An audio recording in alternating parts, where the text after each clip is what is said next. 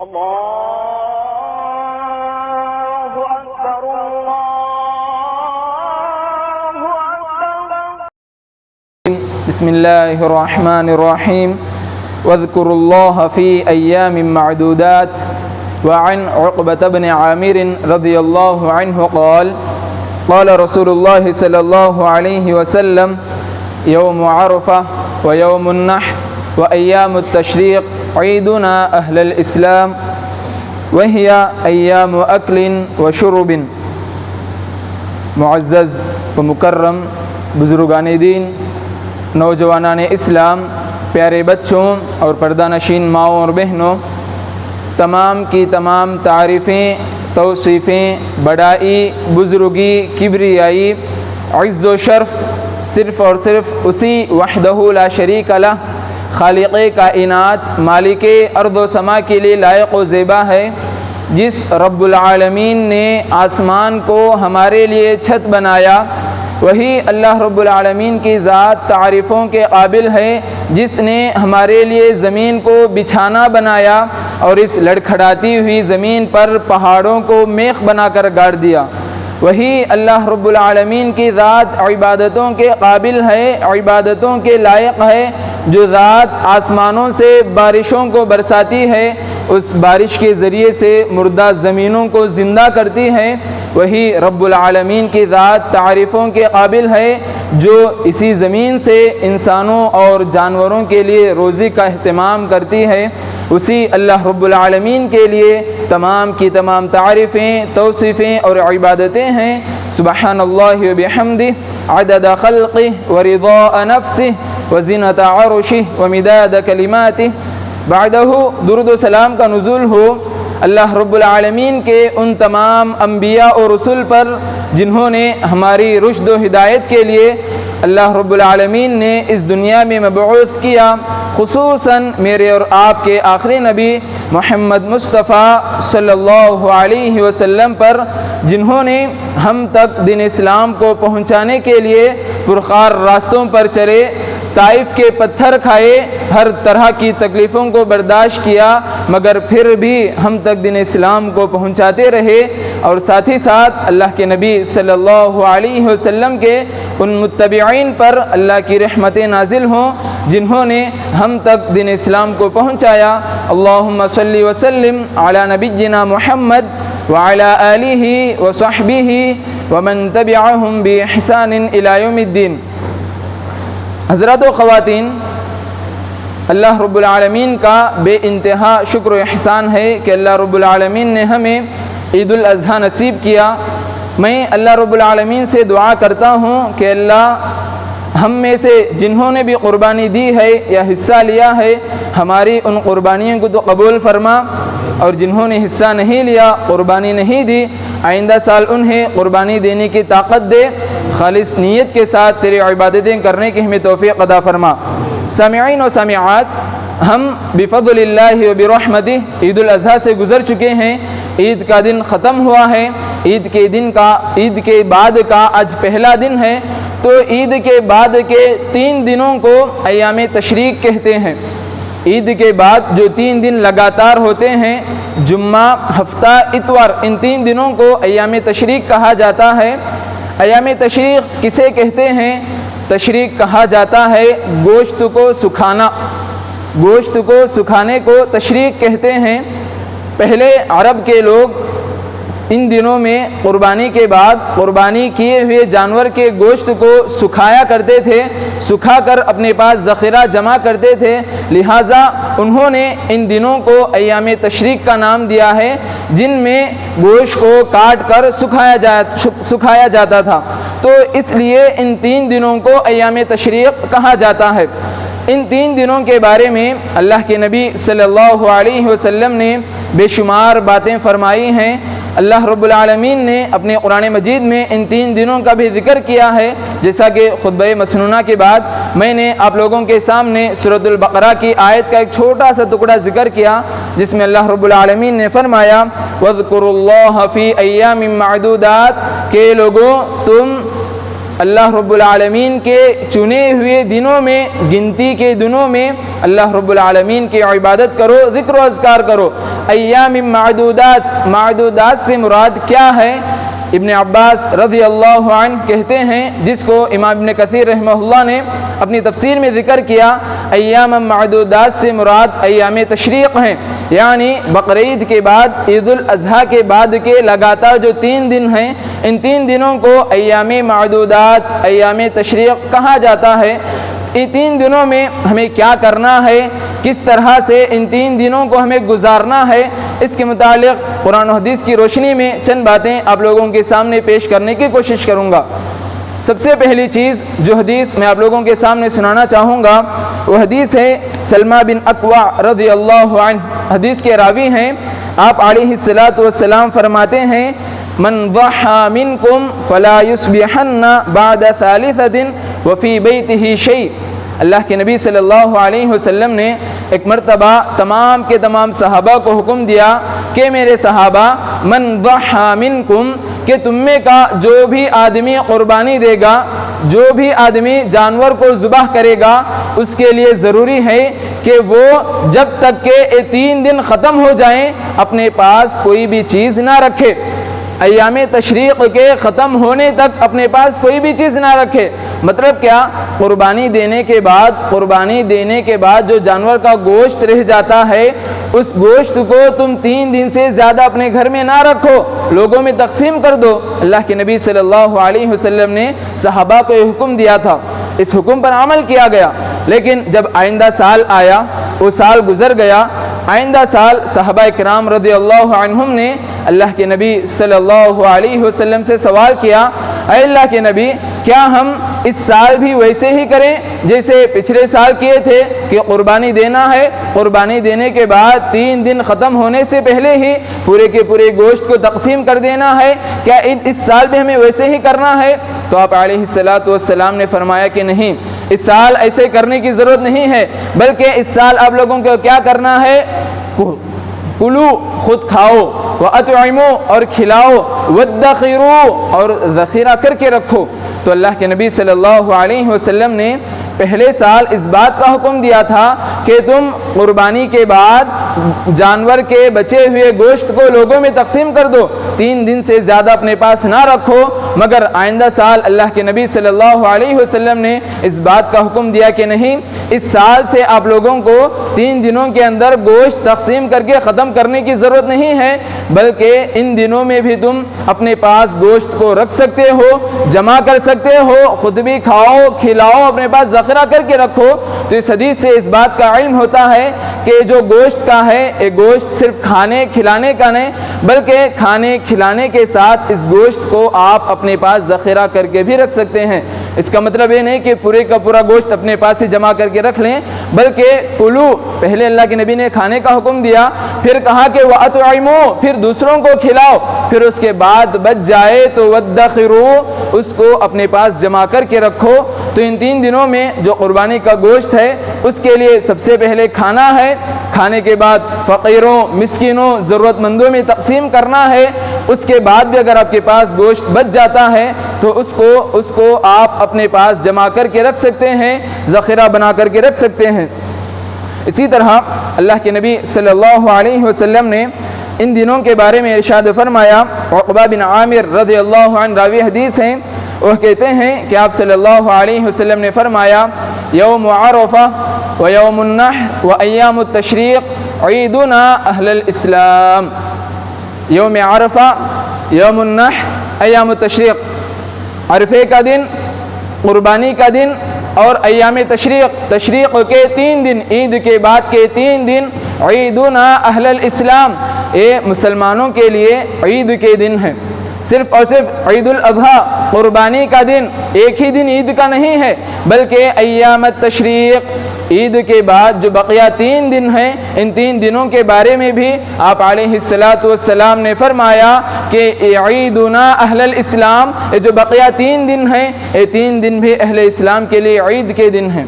ان 3 دنوں میں بھی آپ علیہ الصلوۃ والسلام نے خوشیاں منانے کا حکم دیا ہے۔ منانے کا طریقہ اللہ کے نبی صلی اللہ علیہ وسلم نے کیا بتلایا؟ فرمایا وَهِيَ أَيَّامُ أَكْلٍ وَشُرْبٍ، یہ جو بقیہ 3 دن ہیں عید کے بعد کے، یہ 3 دن ایام اکل و شرب، یہ 3 دن کھانے اور پینے کے ہیں۔ صرف اور صرف عید کا دن، جیسے عید الفطر رمضان میں ایک دن خوشیاں منائی جاتی ہیں، عید منائی جاتی ہے، مگر عید الاضحیٰ قربانی کے موقع پر آپ علیہ الصلوۃ والسلام نے کہا کہ یوم النحر کے بعد جو ایام تشریق ہیں 3 دن ہیں، یہ 3 دن بھی عید کے دن ہیں، یہ 3 دن بھی خوشیاں منانے کے ہیں، یہ 3 دن کھانے اور پینے کے ہیں۔ اسی لیے آپ علیہ الصلوۃ والسلام نے عید الاضحیٰ کے بعد کے 3 دنوں میں ایام تشریق میں روزے رکھنے سے منع کیا ہے۔ آپ علیہ الصلوۃ والسلام نے روزے رکھنے سے منع کیا ہے، جیسا کہ آپ علیہ الصلوۃ والسلام نے فرمایا لا تصوموا هذه الايام، اے لوگوں تم عید کے بعد کے 3 دنوں میں ایام تشریق میں روزے نہ رکھو، یہ روزے کے دن نہیں ہیں، بلکہ یہ دن کیا ہیں؟ فإن هذه الايام ایام اکل وشرب وذکر اللہ، یہ 3 دن کیا ہیں؟ ایام اکل وشرب، یہ 3 دن کھانے اور پینے کے دن ہیں، اور ساتھ ہی ساتھ جس چیز کا اللہ کے نبی نے ذکر کیا وذکر اللہ، اللہ رب العالمین کے ذکر کے ہیں۔ یہ 3 دن کھانے اور پینے کے ساتھ ساتھ اللہ رب العالمین کا کثرت سے ذکر کرنا ہے۔ تو ان احادیث میں ایام تشریق، یہ جو 3 دن ہیں عید کے بعد کے، ان کے متعلق اللہ کے نبی صلی اللہ علیہ وسلم نے جو باتیں بتلائی ہوئی ہے کہ پہلی چیز یہ 3 دن ہمارے لیے عید کے دن ہیں، ان 3 دنوں میں کھانا پینا ہے، اور ساتھ ہی ساتھ ان 3 دنوں میں روزہ رکھنا حرام ہے۔ آپ علیہ الصلوۃ والسلام نے مکمل طور پر روزے رکھنے سے منع کر دیا ہے۔ تو ان 3 دنوں کے بارے میں یہ چیزیں ہیں کہ کھانا پینا کھلانا، روزے نہ رکھنا۔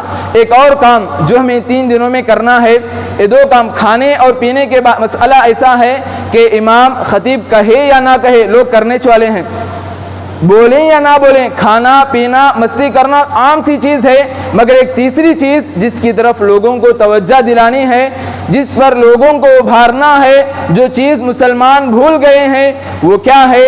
وذکر اللہ، اللہ رب العالمین کا ذکر ہے۔ یہ 3 دنوں میں کھانے پینے قربانی کرنے میں مسلمان مست رہتے ہیں، مزے سے رہتے ہیں، مگر جو چیز بھول جاتے ہوئے اللہ رب العالمین کا ذکر، اللہ رب العالمین کے ذکر سے غافل رہتے ہیں۔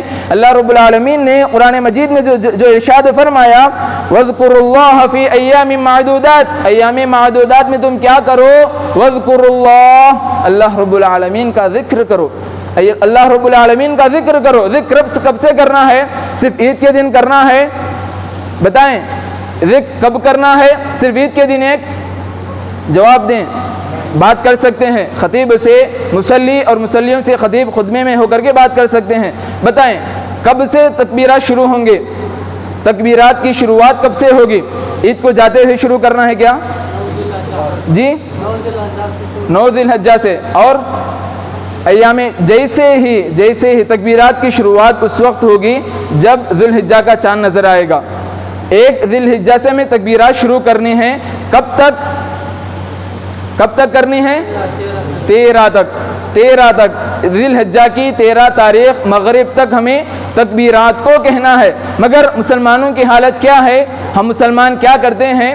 صرف اور صرف عید کے دن مسجد کو جاتے ہوئے تکبیرات کہتے ہیں، عیدگاہ کو جاتے ہوئے تکبیرات کہتے ہیں، عیدگاہ سے واپسی پر بھی شاذ و نادر ہی لوگ تکبیرات کہتے ہیں، بقیہ لوگ جا کر کے یہ کرنا ہے، ان سے ملنا ہے، ایسا ویسا، اس طرح کی باتوں میں الجھ کر کے تکبیرات کہنا بھول جاتے ہیں۔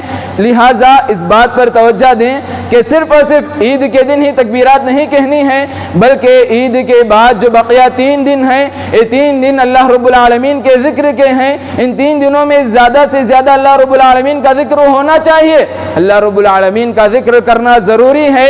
اور ایک بات جس پر توجہ دلانی ہے وہ یہ کہ ہم مسلمان کیا کرتے ہیں؟ نماز سے فارغ ہوتے ہیں، فرض نماز پڑھنے کے بعد سلام پھیر کر کے امام صاحب 3 مرتبہ یا 1 مرتبہ تا عدد میں تکبیرات کہتے ہیں، مصلی پڑھتے ہیں، اٹھ کر کے چلے جاتے ہیں، ختم۔ تکبیرات کا تعلق صرف اور صرف مسجد سے ہے۔ ایسی ہے کیا؟ کہیں ایسی بات ہے کہ تکبیرات کا تعلق صرف مسجد سے ہو؟ ہرگز بھی نہیں۔ تکبیرات یہ اللہ رب العالمین کا ذکر، یہ ایسی چیز ہے جس کو انسان ہمیشہ کر سکتا ہے، ہمیشہ کر سکتا ہے۔ اللہ رب العالمین نے ہم پر جتنی بھی عبادتیں فرض کی ہیں ان میں دو عبادتیں ایسی ہیں جن کے لیے وقت مقرر نہیں ہے، وقت مقرر نہیں، اب جب چاہیں جہاں چاہیں جیسے چاہیں کر سکتے ہیں، سوائے گندی جگہوں کے، بیت الخلاء کے۔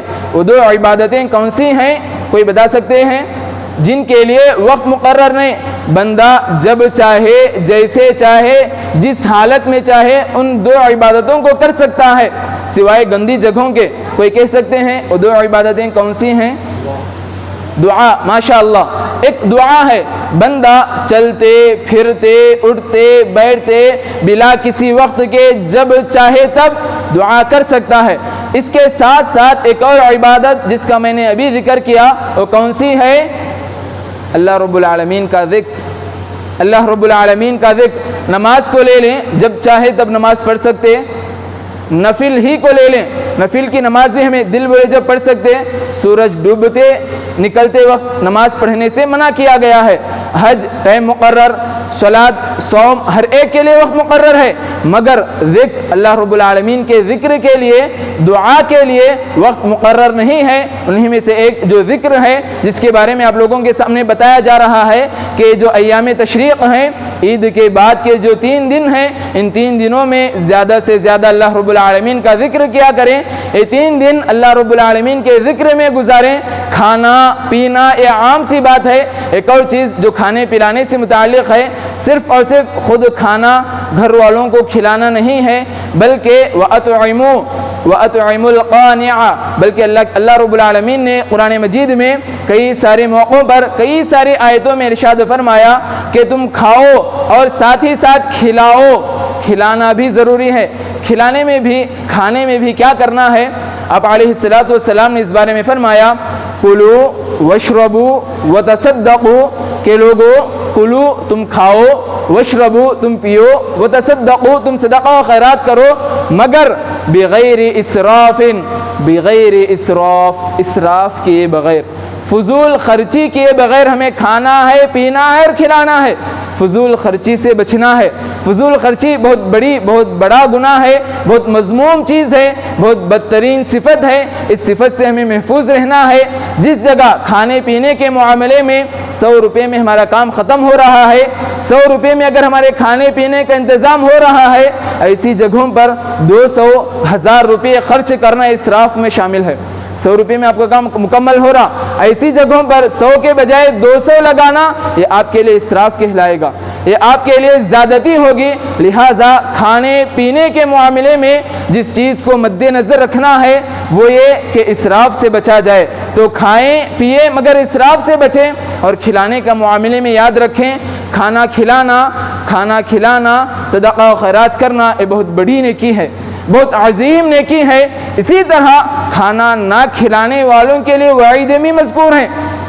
خود کھانا ہے پینا ہے مگر ساتھ ہی ساتھ دوسروں کو بھی کھلانا ہے۔ جو آدمی دوسروں کو نہیں کھلاتا، خود کے کھانے پینے کا سوچتا ہے، اوروں کے متعلق خیال نہیں کرتا، کھانا نہیں کھلاتا، ایسوں کے بارے میں بھی وعیدیں مذکور ہیں۔ ایک چیز اس کے بارے میں ایک بات بتلا کر اپنی بات کو آگے بڑھاؤں گا۔ جو لوگ کھانا نہیں کھلاتے، آگے والوں کا خیال نہیں کرتے، ان کا انجام کیا ہوگا؟ ان کا انجام کیا ہوگا؟ اللہ رب العالمین فرماتے ہیں فی جنات یتساءلون عن المجرمین، کہ جب جنتی جنت میں چلے جائیں گے، جہنمی جہنم میں چلے جائیں گے، تو جنت میں رہنے والے جہنم میں رہنے والوں سے سوال کریں گے ما سلککم فی سقر، اے جہنمیوں تم لوگ جو جہنم میں آج موجود ہو، تمہیں جو جہنم میں ڈالا گیا ہے کیا وجہ ہے، کیا ریزن ہے، کیوں تم آج جہنم کی آگ میں جل رہے ہو، جہنم کے عذابات میں کیوں مبتلا ہو؟ ما سلککم فی سقر، جہنم میں کس چیز نے تمہیں ڈال دیا ہے؟ تو انہوں کیا جواب دیں گے؟ کیا جواب دیں گے؟ لم نک من المصلین، سب سے پہلا جواب ہوگا لم نک من المصلین، ہم نمازی نہیں تھے، ہم نمازی نہیں تھے۔ مگر ان کا فوراً ہی دوسرا جواب وَلَمْ نَكُ نُطْعِمُ الْمِسْكِينَ، ہم مسکینوں کو کھانا نہیں کھلاتے تھے۔ اللہ اکبر، یاد رکھیں جنتی جہنمیوں سے سوال کر رہے ہیں کہ جہنم میں جانے کی وجہ کیا ہے، تو جہنمی سب سے پہلے یہ نہیں کہہ رہے ہیں کہ ہم ایمان نہیں لائے تھے، یہ بولے کہ ہم ایمان نہیں لائے اس لیے اللہ رب العالمین ہمیں جہنم میں ڈالے، یہ بولے کہ ہم شرک کر رہے تھے، یہ بولے کہ ہم کفر کر رہے تھے، نہیں، ہرگز بھی نہیں، شرک کفر توحید پر نہیں تھے، سب باتیں نہیں بتائے، بلکہ سب سے پہلا جواب دیا کہ وَلَمْ نَكُ مِنَ الْمُصَلِّينَ، نمازی نہیں تھے، وَلَمْ نَكُ نُطْعِمُ الْمِسْكِينَ، نہ ہم مسکینوں کو کھانا کھلاتے تھے۔ تو جو بندے اللہ رب العالمین کے حقوق کو ادا نہیں کرتے ایسوں کا ٹھکانہ جہنم ہے، تو ویسے ہی جو لوگ حقوق العباد کا خیال نہیں کرتے، بندوں کے حقوق کا خیال نہیں کرتے، ایسوں کا بھی ٹھکانہ جنت ہے۔ کہاں پر ایسوں کا ٹھکانہ؟ جہنم، ایسوں کا ٹھکانہ جہنم ہے۔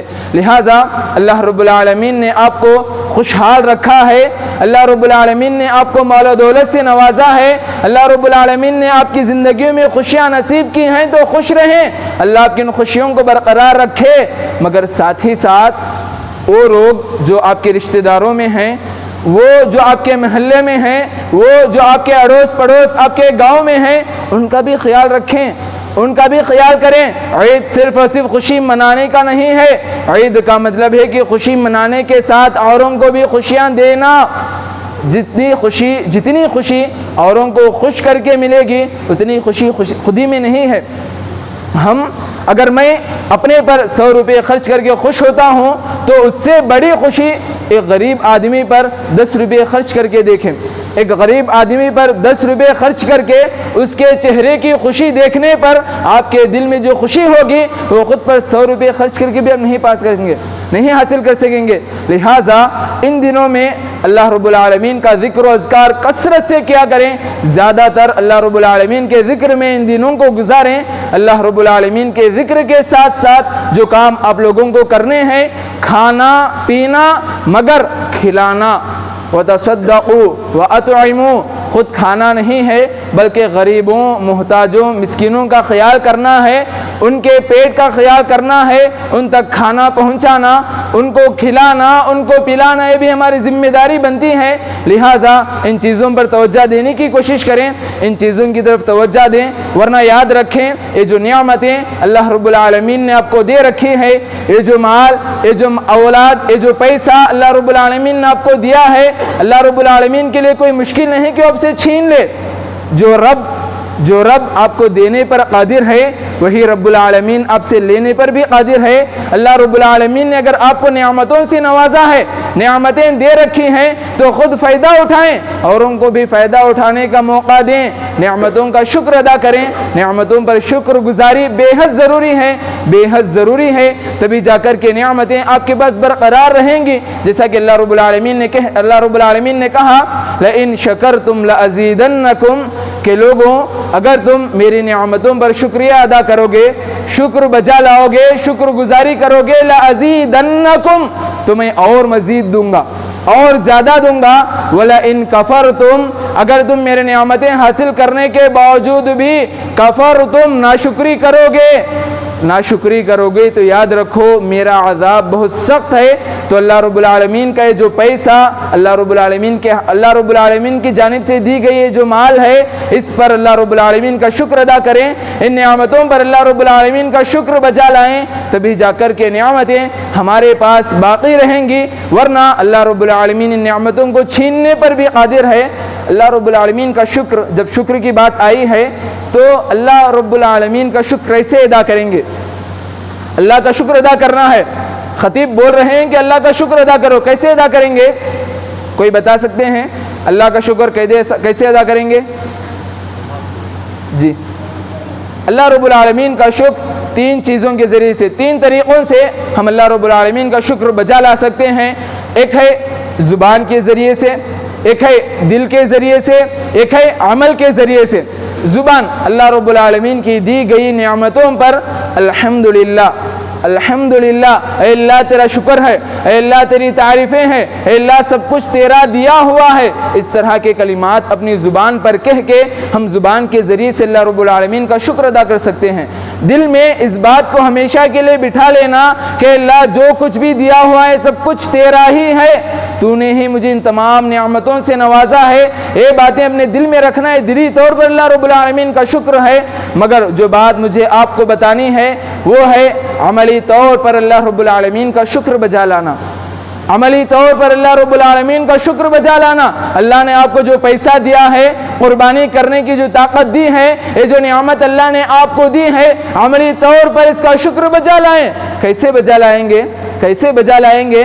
اللہ کے نبی صلی اللہ علیہ وسلم فرماتے ہیں ان اللہ یحب ان یرى اثر نعمته علی عبدہ، اللہ رب العالمین اس بات کو پسند کرتے ہیں، اس بات کو چاہتے ہیں کہ ان یرى اثر نعمته علی عبدہ، کہ بندے پر اپنے کی ہوئی نعمتوں کا اثر دیکھے۔ اللہ رب العالمین نے آپ کو پیسہ دیا ہے تو اللہ رب العالمین اس بات کو پسند کرتے ہیں کہ میں جو انعام کیا ہے اس کا اثر بندے پر ہو، خود پر نہیں بلکہ خود کے ساتھ ساتھ اوروں پر۔ خود خرچ کرنا اپنے ہاتھ کے ذریعے سے، جو آپ نے قربانی دی ہے، قربانی کے گوشت کو اوروں میں تقسیم کر کے اللہ رب العالمین کا شکر بجا لائیں۔ اللہ رب العالمین نے آپ کو جو نعمتیں دی ہیں ان نعمتوں کا اظہار کر کے عملی طور پر اوروں کو دے کر کے، اوروں کو صدقہ کر کے، اوروں کو کھلا پلا کر کے آپ اللہ رب العالمین کا شکر ادا کر سکتے ہیں۔ ان طریقوں سے آپ اللہ رب العالمین کا شکر بجا لائیں تو یاد رکھیں، اگر آپ صبر کے ساتھ، استقامت کے ساتھ اللہ کی دی ہوئی نعمتوں پر شکر بجا لائیں گے، خود کھائیں گے، اوروں کو کھلائیں گے، تو انشاءاللہ اللہ رب العالمین آئندہ سال تک آپ کی استطاعت اور بڑھا دے گا۔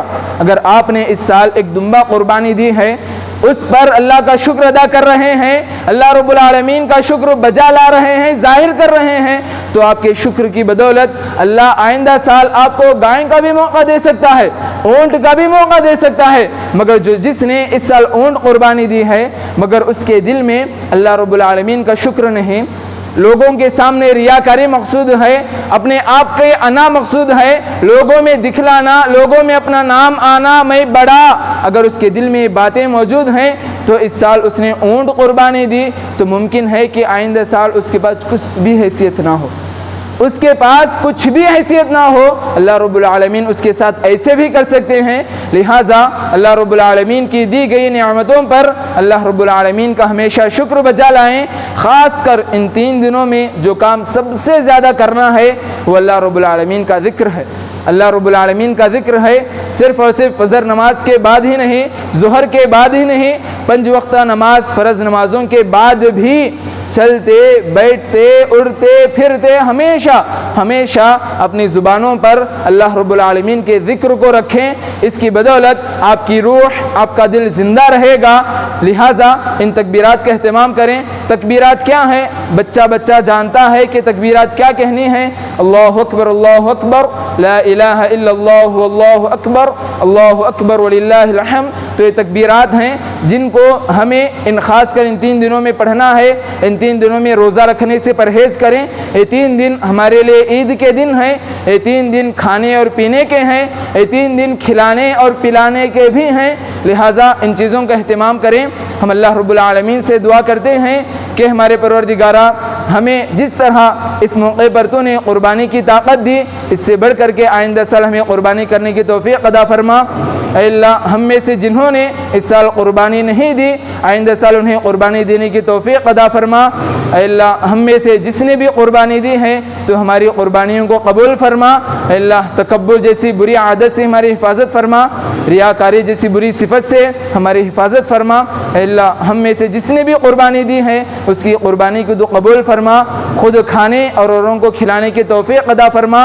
اے اللہ، ہم جو بھی نیک اعمال کر رہے ہیں اپنے فضل و کرم سے اللہ تو انہیں قبول فرما۔ ہمیشہ مرتے دم تک تیری عبادت کرتے ہوئے رہنے کی ہمیں توفیق دے۔ اے اللہ، جب ہمارا خاتمہ ہو تو ایمان پر ہماری موت آئے۔ آمین یا رب العالمین۔ اقول قولی ھذا استغفر اللہ لی ولکم ولسائر المسلمین من کل ذنب فاستغفروہ انہ هو الغفور الرحیم۔ سامعین، جب اذان ہوئی، امام ممبر پر چڑھے تو لوگوں کی تعداد کتنی تھی؟ کتنی تھی لوگوں کی تعداد؟ 2 صف، صرف اور صرف 2 صف۔ جب خطبہ اختتام پر ہے، ختم پر ہے، تو پبلک کتنی ہے؟ ماشاءاللہ پوری مسجد بھری ہوئی ہے، مسجد بھری ہے، لوگ باہر کھڑ کر بھی ہیں۔ تو اتنی زیادہ پبلک شروع میں کیوں نہیں، آخر ہی میں کیوں؟ کیا وجہ ہے کہ ہم شروع میں حاضر نہیں ہوتے، اختتام پر حاضر ہوتے ہیں؟ کیا ہمیں سمجھتے ہیں کہ صرف اور صرف جمعہ کی 2 رکعت نماز پڑھ لیے تو کافی ہے؟ کیا ایسے ہی ہے؟ ظہر میں کتنی رکعت پڑھنی ہے؟ کتنی؟ آخر سے آواز نہیں آ رہی، کتنی رکعت؟ 4 رکعت پڑھنی ہے، مگر جمعہ کے دن کتنی پڑھنی ہے؟ کیوں ایسے؟ 2 رکعت خطبے کے، 2 رکعت نماز کے۔ سمجھ میں آ رہا؟ جو ثواب آپ کو مکمل ملے گا، ثواب مکمل کب ملے گا؟ جب آپ خطبہ شروع ہونے سے پہلے مسجد میں حاضر ہو جائیں گے۔ جو لوگ خطبے کے بعد آئے ہیں ان کے لیے کچھ فائدہ ہے؟ کچھ فائدہ ہے؟ کچھ حاصل کرے وہ آ کر کے بعد میں؟ کچھ بھی نہیں۔ جیسے ہی امام ممبر پر کھڑے ہو جاتے ہیں، اذان شروع ہو جاتی ہے، فرشتے تک دروازے پر کھڑے ہو کر کے جو اب تک اپنا کام کر رہے تھے، نام درج کر رہے تھے، لکھ رہے تھے، اپنی حاضری، اپنی رجسٹر بند کر دیتے ہیں، آ کر کے بیٹھ کے خطبہ سننے لگتے ہیں۔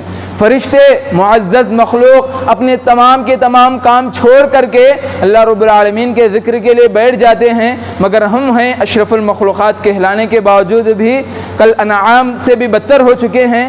لہٰذا اس بات کا خیال رکھیں، اگر آپ چاہتے ہیں کہ جمعہ کی فضیلت کو حاصل کریں، جمعہ کے دن کا ثواب حاصل کریں، تو مؤذن کے اذان دینے سے پہلے، خطیب کے ممبر پر چڑھنے سے پہلے مسجد میں حاضر ہو جائیں، تبھی جا کر کے آپ کا نام رجسٹر میں رہے گا۔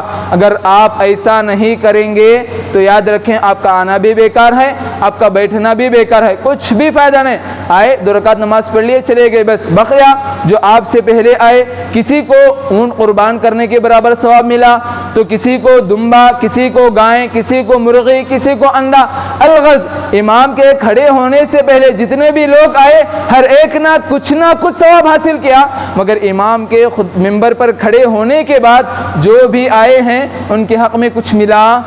کچھ بھی نہیں۔ جیسے خالی ہاتھ آئے تھے ویسے ہی خالی ہاتھ واپس ہو رہے ہیں۔ جمعہ کے دن وقت پر آنے کی فضیلتیں بے شمار ہیں، بے شمار فضیلتیں ہیں۔ امام کہتے ہیں، مصلی سنتے ہیں، ایک کان سے سنتے ہیں اور ایک کان سے چھوڑ دیتے ہیں۔ میرے بھائیوں، جس دنیا کو کمانے کے لیے، جو مال کمانے کے لیے آپ وقت ضائع کر رہے ہیں، وہ مال آپ کا صرف اور صرف دنیا میں کام آنے والا ہے، آخرت میں کام کچھ بھی نہیں آنے والا ہے۔ لہٰذا کچھ دنیا کے ساتھ ساتھ زیادہ تر دین کا خیال رکھیں، دین پر عمل کرنے کی کوشش کریں۔ جمعہ کا ثواب، جمعہ کی فضیلت، اللہ اکبر کبیرہ۔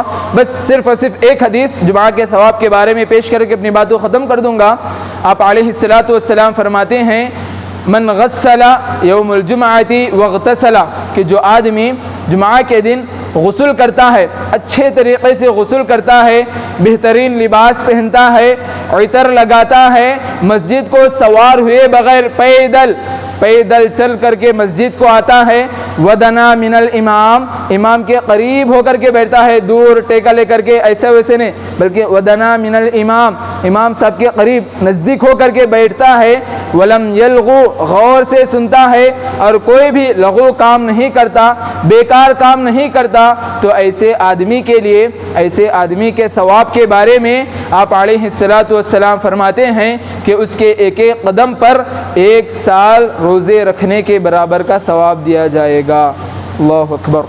ہے ہم میں سے کوئی جو 1 سال مکمل روزے رکھ سکے؟ ہے؟ رکھ سکتے؟ اسلام میں بھی منع ہے، اگر رکھنا بھی چاہتے ہیں تو صوم داؤدی، 1 دن چھوڑ کر کے 1 دن رکھنا ہے، مگر جو آدمی یہ عمل کرتا ہے، امام کے خطبے پر کھڑے، ممبر پر چڑھنے سے پہلے، خطبہ شروع کرنے سے پہلے تیار ہو کر کے، غسل کر کے پیدل مسجدوں کو آتے ہیں، تو ان کے لیے اتنا ثواب ہے، صرف اور صرف 1 سال روزے رکھنے کے برابر نہیں، بلکہ پوری رات قیام کرنے کے برابر کا ثواب ہے، تہجد پڑھنے کے برابر کا ثواب ہے۔ ایسا ثواب ہم زندگی بھر حاصل نہیں کر سکتے۔ یہ نہ سوچیں کہ مول صاحب ہمارا گھر بہت دور ہے، اتنی دور سے چلے کا آنا کیا، ہاں پیدل آئیں، جتنی دور سے آپ آئیں گے اتنا زیادہ ثواب کس کو ملے گا؟ امام صاحب کو، مسجد کے متولی کو ملے گا؟ نہیں نا، آپ ہی کو ملے گا۔ جتنی دور سے آپ مسجد کو پیدل آئیں گے، چلتے ہوئے آئیں گے، اتنا زیادہ ثواب صرف اور صرف آپ کو ملے گا۔ آپ اپنے فائدے کے لیے جتنا ہو سکے اتنا آدھا گھنٹہ پہلے گھروں سے نکلیں۔ کیا 1000 کا لاس ہوگا بزنس میں؟ 1000 کلاسوں کا اتنا اچھنا 1000 جانے دو، 1 سال روزے رکھنے، 1 سال تہجد کی نماز پڑھنے کے برابر ثواب مل رہا ہے آپ کو۔ 1000 بڑھ کر کے ہے، پھر ثواب بڑھ کر کے ہے، کیا بڑھ کر کے ہمارے لیے، دین یا دنیا؟ بتائیں، آواز ہی نہیں آ رہی۔ جو داخل سے آئے ہیں وہ کیا کہیں گے، دین چاہیے یا پھر دنیا؟ دین۔ ماشاءاللہ، اللہ رب العالمین ہم جو کہہ رہے ہیں اس پر ہمیں عمل کرنے کی توفیق عطا فرما۔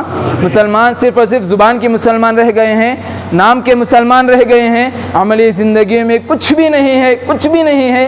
اسی لیے آج ہماری حالتیں ایسی ہیں، ناگفتہ بھی ہیں، بول بھی نہیں سکتے کہ آج مسلمانوں کی حالتیں کیا ہیں۔ الغرض دنیا کو چھوڑیں، آج یا کل دنیا ختم ہونے والی ہے، آخرت کا خیال رکھیں۔ خاص کر جمعہ آپ کے لیے نیکیاں کمانے کا، ثواب کمانے کا، ثواب کو سمیٹنے کا سب سے بڑا آفر ہے، بمپر آفر ہے۔ اگر ہم اس کو کھو دیں گے تو 1 سال کے روزے، 1 سال کی تہجد کا ثواب کھو دیں گے۔ لہٰذا کسی بھی صورت میں کچھ بھی ہو جائے، کچھ بھی ہو جائے، 12 تک اپنے آپ کو تمام کاموں سے فارغ کر دیں، تمام کاموں سے خالی ہو کر کے 10-15 منٹ پہلے مسجد کے لیے آ جائیں۔